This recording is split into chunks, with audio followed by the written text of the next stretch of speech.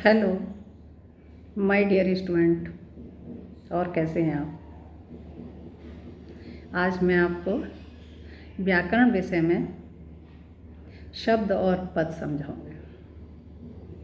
तो हमारा सबसे पहला प्रश्न होता है कि शब्द क्या है। शब्द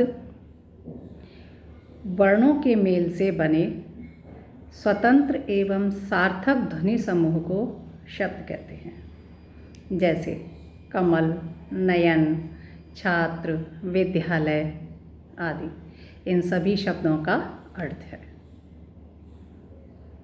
तो नेक्स्ट है हमारा पद।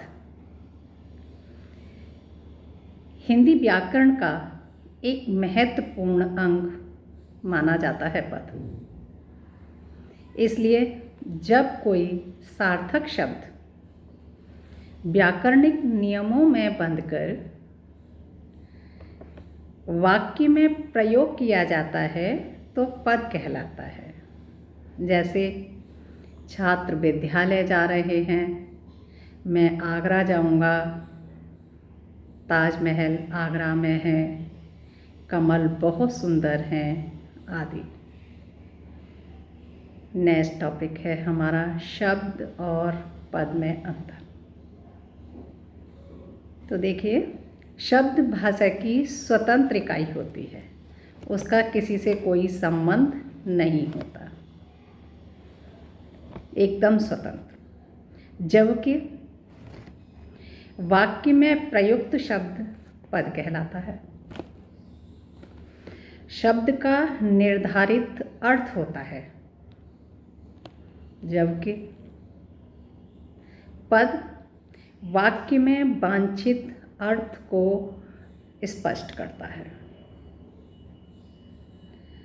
शब्द शब्दकोश में पाया जाता है, लेकिन पद का कोई कोश नहीं होता। तो शब्द और पद में अंतर, ये सब आपको स्पष्ट कर दिया। नेक्स्ट टॉपिक है हमारा शब्द के भेद। शब्द के 5 भेद होते हैं। नंबर 1, उत्पत्ति के आधार पर। नंबर 2, रचना के आधार पर। नंबर 3, व्याकरणिक प्रकार के आधार पर।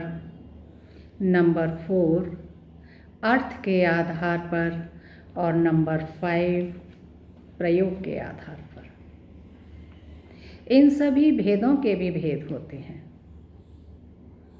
तो नेक्स्ट टॉपिक है हमारा पद के भेद। पद के 8 भेद होते हैं।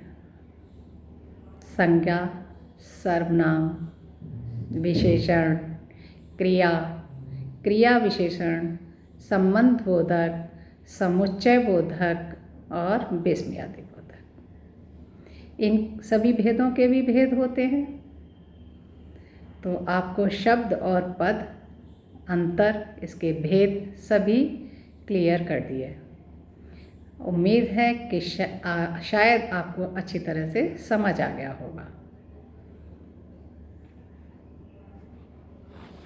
थैंक यू बेटा।